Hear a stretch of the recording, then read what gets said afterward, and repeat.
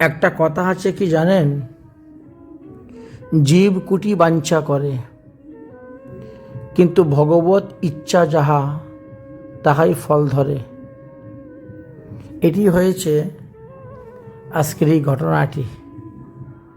দেখেন তো, গতকালকে 7 ফেব্রুয়ারি 2026 শনিবার, গতকালকে আমি বাংলাদেশের হিলি বর্ডার দিয়ে পার হয়ে আমি যাব পতিরামপুর, মালদা।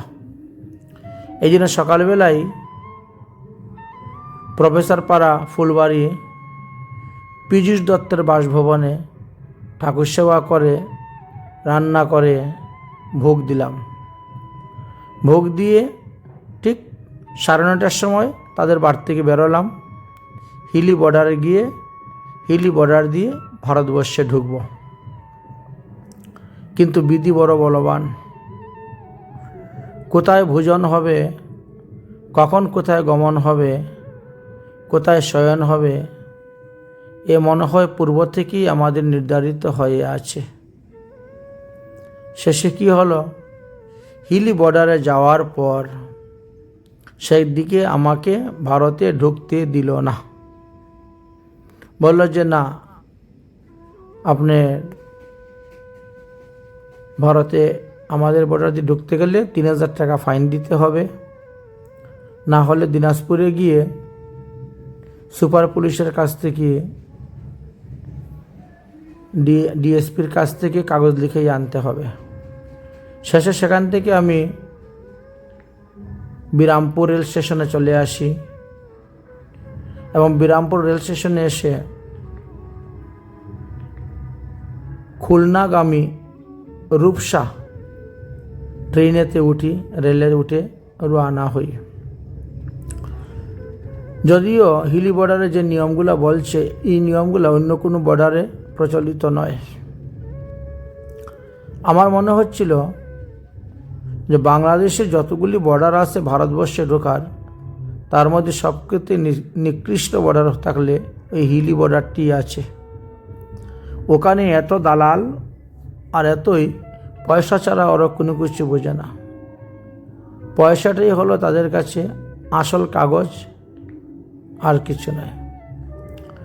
যদিও আমার আরও 25 দিন বাকি ছিল, 5 দিন, আমি 1 মাসের ভিসা নিয়ে গিয়েছি, 5 দিন এখনও বাকি আছে। 25 দিনের মাথায় বর্ডার পাস হয়ে আসবো, তাও আমাকে দিচ্ছে না। যাই হোক, শেষে এই ট্রেনটা ধরলাম। এই ট্রেন ধরে বিরামপুর থেকে রওনা হয়েছিলাম। এটা ঈশ্বরদীর ফটো। ঈশ্বরদী নামে একটি রেল স্টেশন আছে, এখানে ক্রসিং হয়েছিল, এই জন্য এখানে নেমেছিলাম, নেমে একটু হেঁটেছিলাম। ট্রেনটাও 1.5 ঘন্টা লেট ছিল, যার কারণে ট্রেনটা আমি পেয়েছি এবং এই ট্রেনে করেই আমরা রওনা হয়েছি যশোর দিকে। কারণ যশোর থেকে বেনাফুলটা কাছাকাছি, আর বেনাফুল দিয়ে আমি প্রায় সময় আসা যাওয়া করি। বেনাফুলে একটা ইন্টারন্যাশনাল ব্যাপার আছে, এইখানে এত কিছু নিয়ম টিয়ম নেই। অন্যান্য বর্ডারে যত নিয়ম চায়, দেখতে চায় কাগজপত্র বা আপনার ডলার আছে কি নাই ইত্যাদি, কিন্তু সেইগুলি সেখানে দেখতে চায় না। যাই হোক, বাংলাদেশের প্রাকৃতিক সৌন্দর্য দর্শন করে করে বিরামপুর থেকে ধীরে ধীরে রওনা হচ্ছে। ট্রেন খুলনার দিকে যাচ্ছে। মধ্যে একটি ফ্যাক্টরি দেখতে পেলাম, খুব সুন্দর। জানি না এখানে কি উৎপন্ন হয়, কিসের কারখানা, সেটাও জানা নেই। তবে এর পাশেই একটি রেল স্টেশন দেখলাম, পাকশি রেল স্টেশন। আর তারপরেই একটি বিরাট নদী, পাকশি নদী দেখতে পেলাম। এই হলো Pakshi rail station. Pakshi rail স্টেশনের পরে একটা পাকশি নদী আসবে, বিশাল নদী। তো অনেকেই নদীর মধ্যে ট্রেন থেকে অনেক কিছু ফেলতেছেন, কেউ পয়সা, কেউ অন্যান্য জিনিস, হয়তো গ্রহ দোষ নিবারণ বা অন্যান্য দোষ নিবারণের জন্য বহমান জলেতে অনেক কিছুই ফেলার বিধান দেওয়া আছে গ্রহ শান্তির জন্য। হয়তো সেইভাবেই সেই সমস্ত দ্রব্য তারা ফেলছিলেন। তো দেখলাম একদিকে ট্রেন লাইন এবং অনতি দূরে হলো বাস লাইন, নিচে জাহাজ চলতেছে, স্টিমার চলতেছে, লঞ্চ চলতেছে, নৌকা চলতেছে, এমনকি ইঞ্জিনের বুটও চলতেছে। অনেক লোকও দাঁড়িয়ে আছে, নদীর তীরেই অনেক গাড়ি দাঁড়িয়ে আছে দেখতে পেলাম। জিনিসটা খুবই ভালো লাগলো, খুবই সৌন্দর্য আস্বাদন করা গেল স্থানটা। যাই হোক, এইভাবে ধীরে ধীরে রাস্তা অগ্রসর হতে হতে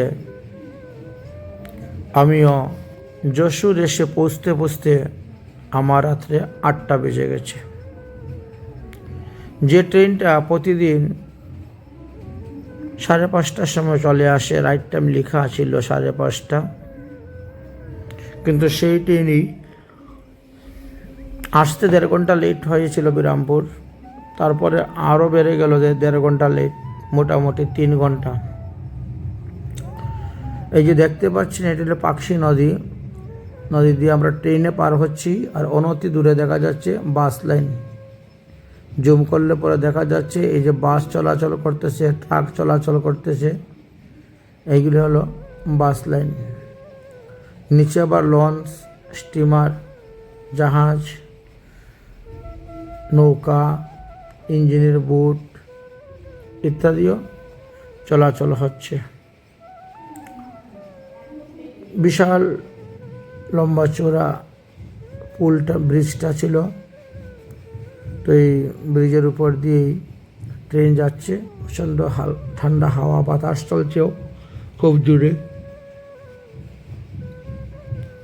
এইভাবে নদীর এবং পুলের শোভা দর্শন করে করে ধীরে ধীরে আমরা সেই পুলটি পার হই,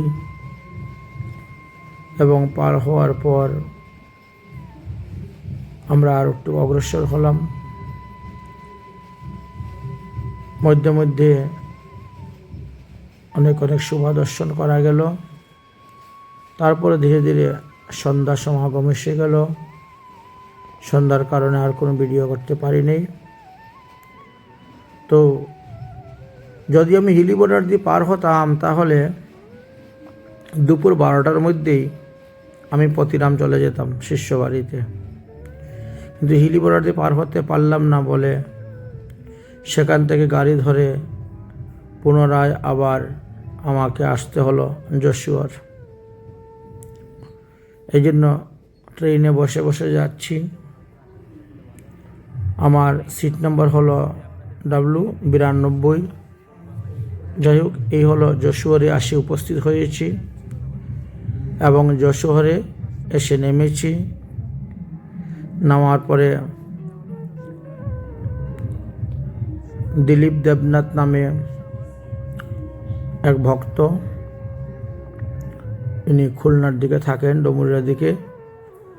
তিনি এসেছিলেন, এখান থেকে রিসিভ করে নিয়ে গেছেন, আমাকে সঙ্গে করে নিয়ে গেছেন। ওই যে ওনার ফটোটা দেখতে পাচ্ছেন পিছনে, এই যে পিছনে পিছনে আমার আসতেছেন, উনির সঙ্গে করে আমাকে নিয়ে গেলেন। ইনি বিনয় কৃষ্ণ দেবনাথেরই ছোটো ভাই। সেখান থেকে আমরা গাড়ি করে বেরিয়ে যাই। যশোরের পাশেই মানে উপশহর বলা হয়েছে। সেই উপশহরে একটি ডিগ্রি কলেজ আছে। সেই ডিগ্রি কলেজের পাশেই তাদের ভাগ্নির বাড়ি, শিউলি দেবনাথ। তো সেখানে গিয়ে রাত্রে বিশ্রাম করা হয়, অবস্থান করা হয়। সেখানে প্রসাদ গ্রহণ করা হয় এবং রাত্রে একটু হরিকথা আমরা আস্বাদন করি, আলোচনা করি। আজকে সকালবেলা অন্ন ব্যঞ্জন রান্না করে তাদের ঠাকুর ঘরে ঠাকুর বসিয়ে ভোগ দেওয়া হলো। ভোগ দিয়ে প্রসাদ পেয়ে আজকে হলো 8 ফেব্রুয়ারি 2026 রবিবার। আজকে সকালে ঘুমের থেকে উঠেছি ভোর 5টার সময়। তারপর ঠাকুর সেবা করে রান্না করে ভোগ দিই। ভোগ দিয়ে ভোগ প্রসাদ পেয়ে তাদের বাড়ি থেকে আবার বেরিয়ে পড়ি এবং যশোর টার্মিনালে গিয়ে উপস্থিত হই। যশোর টার্মিনাল থেকে বাস ধরা হয়, 80 টাকা করে ভাড়া। এই হলো এদের পরিবারের সবাই দেখতে পাচ্ছেন। তো এখানেই এক রাত্রি অবস্থান হলো, প্রসাদ পাওয়া হলো, বিশ্রাম করা হলো।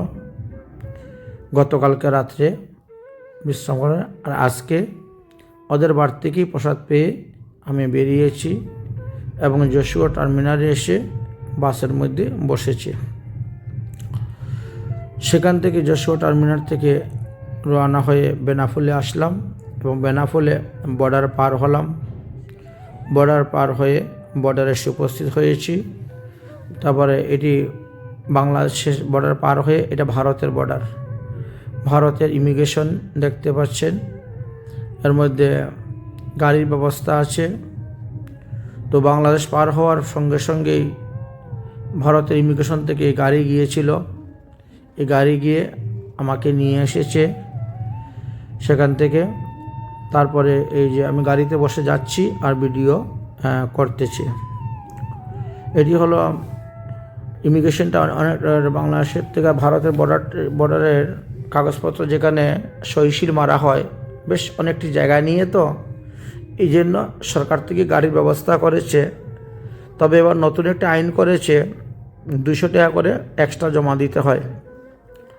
এই ট্যাক্সটা আগে ছিল না, এইবার থেকে বসিয়েছেন 200 টাকা করে দেওয়ার ট্যাক্স। তো যাই হোক, সেইখান থেকে আমরা আসলাম। এসে এটি হলো বনগাঁ রেল স্টেশন। তারপরে বর্ডার পাস হয়ে বনগাঁ রেল স্টেশনে এসে উপস্থিত হয়েছি 12টার সময়। বনগাঁ রেল স্টেশনে উপস্থিত হয়েছি। গতকালকে 12টার সময় মালদা প্রতিরাম থাকার কথা ছিল, সে কপালে জুটল না। বিধি বড় বলবান, ভগবান কোথায় নিয়ে রাখবেন, কোথায় খাওয়াবেন, কোথায় থাকতে দিবেন, কি চিন্তা করলাম, কি ভাবলাম আর কি যে হলো। যাই হোক, এই বনগাঁ রেল স্টেশনে আজকে দুপুর 12টার সময় এসে উপস্থিত হয়েছি। 12টা 47-এ বনগাঁ থেকে ট্রেন ছেড়েছে শিয়ালদা যাওয়ার জন্য। তো আমি বারাসাতে নেমে যাই। বারাসাতে নেমেছি 2টার সময়, কিন্তু 1:58 এখান থেকে গাড়ি বেরিয়ে চলে যায় হাসনাবাদ গাড়িটি, যার কারণে আমাকে আরও 1 ঘন্টার সময় ওখানে রেল স্টেশনে বসে থাকতে হলো। 1 ঘন্টা পরে ট্রেন আসলো, হাসনাবাদের যাওয়ার জন্য ট্রেন আসলো। শেষে সেই ট্রেনটা ধরলাম। এটি বনগাঁ রেল স্টেশনের এখনও ইয়েটা দেখানো হচ্ছে। এই যে বনগাঁ 12টার সময় ট্রেন ঢুকেছিল সেটাই। তো সেখান থেকে আবার রওনা হয়েছিলাম আমরা 12:47 ট্রেনটা ছেড়েছিল এবং 2টার সময় বারাসাতে এসে নেমেছিলাম। বারাসাতে নামার পরে সেখান থেকে পুনরায় হাসনাবাদ লাইনের ট্রেন ধরা হয় এবং সেই ট্রেনে আমি হারোয়া রোড রেল স্টেশনে এসে নামি। হারোয়া রোড রেল স্টেশনে নামার পর সেখান থেকে গাড়ি করে হারোয়া বাজার, যে মেইন বাজার, সেই বাজারে আসি এবং সেই বাজারে আসার পর সেখান থেকে বিনয়কৃষ্ণ দেবনাথের ছোটো ছেলে গিয়ে আমাকে নিয়ে আসে এবং তাদের বাড়িতে এসে উপস্থিত হই। এটি হলো তাদের ঠাকুর আঙ্গিনা। ঠাকুর বিগ্রহ, শ্রী ঠাকুর মন্দির আপনারা দর্শন করতে পারছেন। এখানে প্রায় 4টার সময় এসে উপস্থিত হয়েছি বিকালবেলা। তারপরে স্নান করে আহ্নিক তিলক আদি করে তারপরে একটু প্রসাদ পেলাম। এই হলো সেই বিনয় কৃষ্ণ দেবনাথ। গতকালকে এনারই ভাগ্নির বাড়িতে ছিলাম, আর আজকে ইনার বাড়িতে এসেছি। গতকালকে যশোরে ছিলাম ওনার ভাগ্নির বাসায়, আর আজকে এনার বাসায় এসে উপস্থিত হয়েছি। যাই হোক, ওনার ছোটো ভাইও অনেক সাহায্য সহযোগিতা করে, স্টেশন থেকে আমাকে নিয়ে গেছিল। আর আমিও প্রথমবার গিয়েছি ওনার ভাগ্নির বাসায়, চিনিও না। ওর অমায়িক মানুষ, অপূর্ব অনেক সেবা শান্তি করেছেন ভালোভাবে, কোনো রকম কোনো অসুবিধা হয় নাই। আর কোন দিন কোথায় সেবা গ্রহণ করা হবে, কোন দিন কোথায় থাকা হবে, কোন দিন কোথায় বিশ্রাম করা হবে, এইগুলা ভগবান আগের থেকে নির্ধারণ করে রেখে দিয়েছেন। আমরা অনেক ইচ্ছা করলেও ইচ্ছা অনুসারে কাজ হয় না। যাই হোক, এখন ভারতবর্ষে আছি, 1-1.5 মাস ভারতবর্ষে থাকবো গৌর পূর্ণিমা পর্যন্ত। তার মধ্যে যদি বিশেষ কোনো প্রয়োজন হয় কারো, হোয়াটসঅ্যাপ নাম্বার, ফোন নাম্বার দুটাই দিয়ে দিলাম, এই নাম্বারে যোগাযোগ করতে পারবেন। রাধে রাধে। এই হলো গতকালকে আর আজকের আমার ভ্রমণ। জয় রাধে।